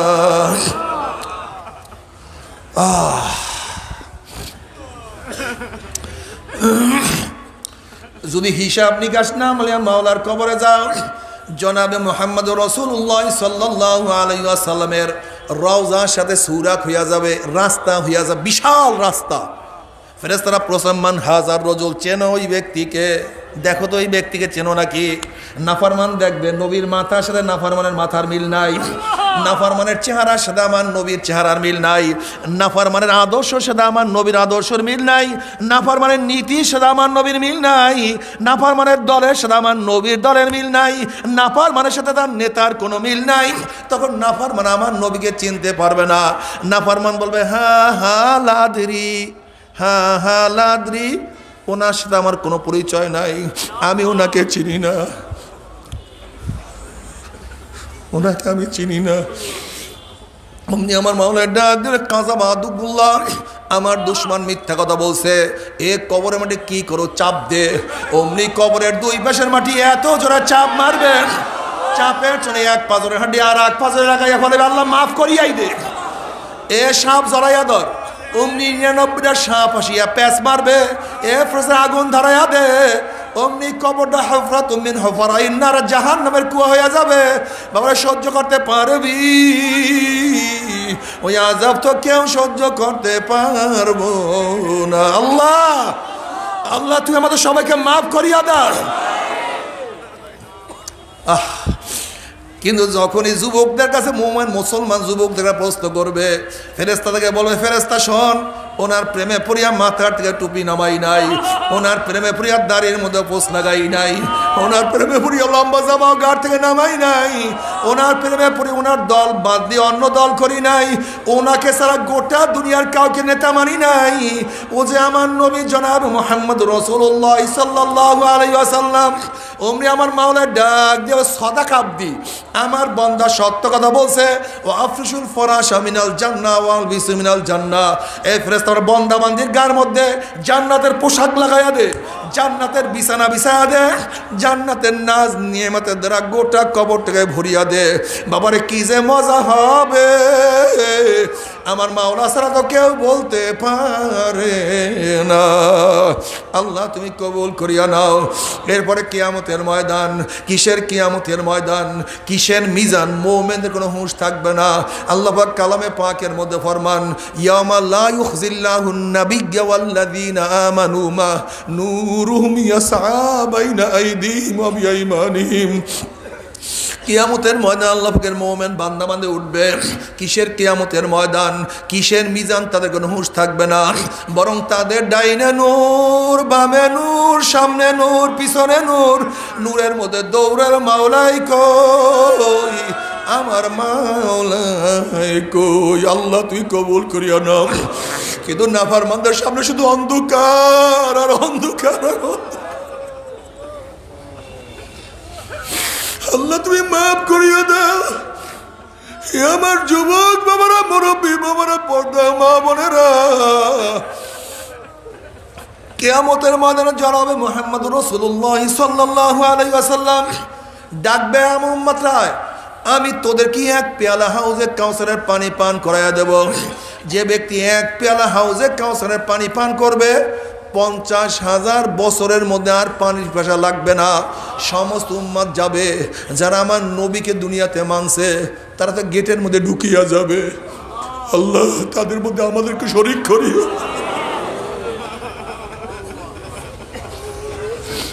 আল্লাহ শরীক করিও।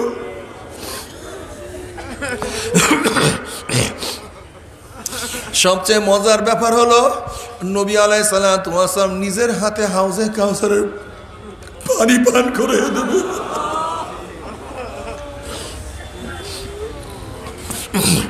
আল্লাহ তোমার হাবিবের হাত মোবারকে হাউজে কাউসারের পানির ব্যবস্থা করিয়ে দিও।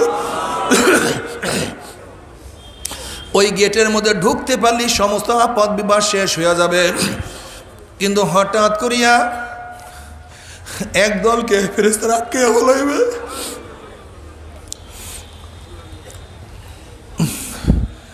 ওই সমস্ত লোক বলবে, ইয়া নবী আল্লাহ, ইয়া রাসূল আল্লাহ, আপনি আমাদেরকে ডাকছেন কিন্তু ফেরেশতারা আমাদেরকে আসতে দেয় না। নবী আলাইহিস সালাতু ওয়াস সালাম বলবে, হে ফেরেশতারা কেন আটকায় ফেলাইছো, আমার কাছে ছাড়িয়া দাও, আমি এক পেয়ালা হাউজে কাউসারের পানি পান করাইয়া দেব। 50,000 বছরের মধ্যে আর কোনোদিন পানির পেশা লাগবে না। তখন ফেরেশতারা বলে, ইয়া নবী আল্লাহ, ইয়া রাসূল আল্লাহ, আপনি তো জানেন না, আপনি দুনিয়ার থেকে বিদায় হওয়ার পরে এই নাফরমান নামাজ পড়তো না, রোজা রাখতো না, দাড়ি কাটতো, টুপির উপরে থুক মারতো, সুন্নাতকে টিটকারি করতো, আপনার দল করতো না, বরং আপনার দলে যারা ছিল তাদেরকে কত মাথা পিটাইয়া ফাটাইয়া ভালাইছে, কত কষ্ট দিছে। আপনাকে নেতা মানতো না, বরং আপনাকে যারা নেতা মানতো তাদেরকে কত খুন করছে, হত্যা করছে, দিনকে পরিবর্তন করিয়া ফেলাইছে। এই কথা শোনার সাথে সাথে নবী আলাইহিস সালাতু ওয়াস সালাম কলিজা মোবারকে দাগ লাগিয়া যাবে, কষ্ট লাগিয়া যাবে। অমনি নবী আলাইহিস সালাতু ওয়াস সালাম বলবেন, সোকান সোকান সোকান, দূর হ দূর হ দূর হ, তোরা আমার উম্মত না। এ যুবক বাবারা, আমার মুরব্বী মা বোনেরা, ইয়াউমা ইয়াফিরুল মারউ মিন আখিহি ওয়া উম্মিহি ওয়া আবিহি ওয়া সাহিবাতিহি ওয়া বানি, যেই কিয়ামতের ময়দানে আপন ভাই ভাই পরিচয় দেবে না, মা ছেলেকে সাহায্য করবে না, ছেলেও মাকে সাহায্য করবে না, বাবা ছেলেকে উপকার করবে না, ছেলেও বাবাকে উপকার করবে না। ওই মুহূর্তে কেউ কাউর পরিচয় দেবে না। ওই মুহূর্তে জনাবে মুহাম্মদুর রাসূলুল্লাহ সাল্লাল্লাহু আলাইহি ওয়াসাল্লাম যদি তোমাকে আমাকে পরিচয় না দেয়, যদি গ্রহণ নাই করে, উপায় তো হবে না। আল্লাহ তুমি আমাদের সবাইকে মাফ করিয়া দাও। আল্লাহ তুমি আমাদের সবাইকে ক্ষমা করিয়া দাও। বাবারে ওইদিকে জাহান্নাম গুরিম গুরিম আওয়াজ মারবে, জাহান্নামের আওয়াজে কিয়ামতের ময়দানে থর থর থর থর করে কাঁপতে থাকবে। এই অবস্থা দেখিয়া বুখারী সানির মধ্যে কিতাবুত তাফসীরের মধ্যে আসছে, ওয়ায়াকুলু ইব্রাহিম খলিলুল্লাহি নাফসি নাফসি, মূসা কালিমুল্লাহি নাফসি নাফসি, ঈসা রূহুল্লাহি নাফসি নাফসি। সমস্ত নবীরা বলবে, মাওলা আমাকে বাঁচাও, আমাকে বাঁচাও, আমাকে বাঁচাও। এই মুহূর্তে জনাবে মুহাম্মদ রাসূলুল্লাহ সাল্লাল্লাহু আলাইহি ওয়াসাল্লাম সেজদায় পড়ে বলবে, মাওলা তোমার ইজ্জত ও জালালের কসম খাইয়া বলতে আছি, আজকে জাহান্নাম তোমার একটা উম্মতকেও খাইয়া ফেলান, আমি কিন্তু তোমার হাবিব জান্নাতের মধ্যে ঢুকবো না। আল্লাহ আল্লাহ তুমি মাফ করিয়া দাও। জনাবে মুহাম্মদুর রাসূলুল্লাহ সাল্লাল্লাহু আলাইহি ওয়াসাল্লামের দোয়া কবুল করিয়া আল্লাহ পাক বলবে যাও জিবরাইল আমার হাবিবের কাছে এই পানিটুকু নিয়ে দিয়ে আসো। নবী আলাইহিস সালাতু ওয়াস সালাম যখন এই পানি জাহান্নামের গায়ে সিনা মারবে, জাহান্নাম ক্যাট ক্যাট ক্যাট ক্যাট করে পিছন দিকে সরিয়া যাবে। আল্লাহর হাবিব বলবেন মাওলা রে, যে জাহান্নামকে লক্ষ লক্ষ ফেরেশতারা ধরিয়া রাখতে পারে না, এ আবার কোন কুদরতি পানি, কোন আশ্চর্য পানি, যেই পানি মারার সাথে সাথে জাহান্নাম পিছনে সরিয়া গেল। আল্লাহ পাক ডাক দেন হাবিব গো, এই পানি কোন আশ্চর্য পানি না, কোন কুদরতি পানি না, এই পানি হলো তোমার গুনাহগার উম্মতের চোখের পানি। আল্লাহ আল্লাহ তুমি কবুল করিয়া নাও। বাবারে তুমি কি জানো চোখের পানির কত দাম? কিয়ামতের মধ্যে আল্লাহ পাক এক ব্যক্তিকে জাহান্নামের ফয়সালা দিয়া দিবে। অমনি চোখের একটা পশম বলবে মাওলারে তোমার নবী সত্য বলছে না মিথ্যা বলছে? আল্লাহ পাক বলবে আমার নবী যা বলছে সবই সত্য বলছে, মিথ্যা বলার তো প্রশ্নই হইতে পারে না। তখন চোখের পশম বলবে মাওলারে তোমার নবীর ঘোষণা মান বাকা মিন খশিয়াতিল্লাহি হারামাল্লাহু তিলকাল আইন আলান নার, যেই চক্ষু তোমার ভয়ে জাহান্নামে কাঁদবে সে চোখের উপরে তুমি জাহান্নামের আগুন হারাম করিয়া দিবা। এইটা তোমার নবীর ঘোষণা। আমি চোখের পশম সাক্ষী দিতে আসি তোমার এই বন্দার নামাজের দাঁড়াইয়া কত কান্না কানছে, রুকুতে গিয়া কত পানি ঝরাইছে, সেজদায় পড়িয়া কত মাটি ভিজাইছে, ওয়াজ নসিয়া জিকির আজকারে বসিয়া কান্দিয়া কান্দিয়া কত বুক ভাসাইছে। এরপরে তুমি তাকে কিভাবে জাহান্নামের ফয়সালা দিলাম। অমনি আমার মাওলা ডাক জিবরাইল গোটা কিয়ামতের ময়দানে মানুষকে এলান করিয়ে দে, জানাইয়া দে অমুকের ছেলে অমুককে আল্লাহ পাক রব্বুল আলামিন শুধুমাত্র চোখের একটা পশমের সাক্ষীর কারণে মাওলায় মাফ করিয়া দিছে। আল্লাহ আল্লাহ তুমি কবুল করিয়া নাও। বাবার আজকে দুনিয়ার এক ফোঁটা চোখের পানি তোমার উপরে আমার উপরে জাহান্নাম হারাম হওয়ার কারণ হইতে পারে। এক ফোঁটা পানিও তোমার জন্য আমার জন্য জাহান্নাম হারাম হইয়া যাইতে পারে। কিন্তু কিয়ামতের ময়দানে নাফরমান কাঁদতে কাঁদতে চোখের পানি শেষ হইয়া যাবে। এরপর অনর্গল রক্ত বাইর হওয়া শুরু হয়ে যাবে। এই পানি এবং রক্ত পড়তে পড়তে গানের গোশত চামড়া পচিয়া পচিয়া পড়িয়া যাবে। টনকে টন টনকে টন পানি চোখের থেকে পড়বে, আর কোনো কাজ হবে না। আল্লাহ আল্লাহ চোখের পানি কবুল করিয়া নিও। আল্লাহ দুনিয়াতে কান্দাইয়া নিও, আখিরাতে কান্দাইও না। আল্লাহ দুনিয়াতে কান্দাইয়া নিও, কবরে কান্দাইও না। দুনিয়াতে কান্দাইয়া নিও, মিজানে কান্দাইও না। দুনিয়াতে কান্দাইয়া নিও, পুলসিরাতে কান্দাইও।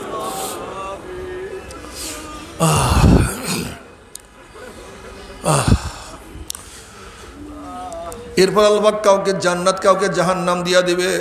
জাহান্নাম আমাদের জাহান্নাম লোক জ্বলতে জ্বলতে কলিজা শুকাইয়া যাবে, জিবরা শুকাইয়া যাবে, পানি পানি পানি করে চিল্লাইতে থাকবে। আহারে হাল আতাকা হাদিসুল গাশিয়া উজুহু ইয়াওমাইযিন খাশিয়া আমিলাতুন নাসিবা তাসলা নারান হামিয়া তাসলা নারান হামিয়া তাসকা মিন আইনিন আনিয়া। যখন জাহান্নামীরা পানি পানি করে চিল্লাতে থাকবে, তাসলা নারান হামিয়া চলন্ত আগুনের নহরের মধ্য থেকে বালতি ভরি আগুন খাওয়াইয়া দেওয়া হবে। বাবারা সহ্য করতে পারবি? ওই আযাব তো এক সেকেন্ডও কেউ সহ্য করতে পারবো না। তবে মুমিন মুসলমান বলতে সবাইরই মনে চায় গুনার থেকে ফিরিয়া নেক আমল করিয়া মাওলার জান্নাতে কিন্তু সবাইরই যাইতে মনে চায়। গুনাহ নিয়া মাওলার জাহান্নামে কারো কিন্তু যাইতে মনে চায় না। কিন্তু কেনই বা আমরা নেক আমল করতে পারি না, কেনই বা গুনার কাম ছাড়তে পারি না? এর মূল কারণ হলো আপনার এবং আমার পিছনে নফস এবং শয়তান লাগিয়া রইছে। এই নফস এবং শয়তান থেকে ফেরার জন্য যে কোনো একজন হক্কানি আল্লাহর ওলির হাতে হাত দিতে হবে রে বাবা। খবরদার এখনকার বর্তমান জমানায় পীর মুরিদ নামে ভেজাল, ব্যবসা, দলাদলি, হিংসা, হাসা, শিরক, বিদআতে পরিণত হয়ে গেছে। সমস্ত আল্লাহর রহমত, যেই পীরের 5 জন মুরিদের মধ্যে কম পক্ষে 3 জনকে দেখবা আলহামদুলিল্লাহ সুন্নাত মুআফিক আমল আখলাক মজবুত হয়ে যাইতে আছে, গুনার কাম ছাড়তে আছে, নেকের আমল ধরতে আছে, কলম নরম হইয়া চোখে পানি আসতে আছে। বৃক্ষতর নাম কি, ফলে পরিচয়। আমি চরমোনাই বুঝি না, চরমোনার দাওয়াত প্রশংসা প্রচার প্রসার করার জন্য আসি নাই রে বাবা। চরমোনায় যাওয়ার তোমার কোনো দরকার নাই, কোনো দরকার নাই, কোনো দরকার নাই। তুমি যার কাছে গিয়া পারো গুনার কাম ছাড়ো, নেকের আমল ধরো, কলম নরম করিয়া চোখে পানি নিয়া মাওলার কবরে যাইও। যেরকম দুনিয়ার ঘরে আগুন লাগলে পানি ছাড়া নিবানো যায় না, ঠিক তদ্রুপ তোমার এবং আমার গুনার দ্বারা যে জাহান্নামের আগুন জ্বলিয়া রইছে, চোখের পানি ও ছাড়া কিন্তু জাহান্নামের আগুন নিবানো সম্ভব না। কাজে বাবা আমার জন্য দোয়া চাই, আমিও দোয়া করি। সবাই সবার জন্য প্রাণ খুলিয়া দোয়া করো, যেন কিয়ামতের ময়দানে গলাগলি বাঁধিয়া মাওলা একসাথে সবাইকে জান্নাতে যাওয়ার তৌফিক দিয়া দেয়। আল্লাহুম্মা আমিন।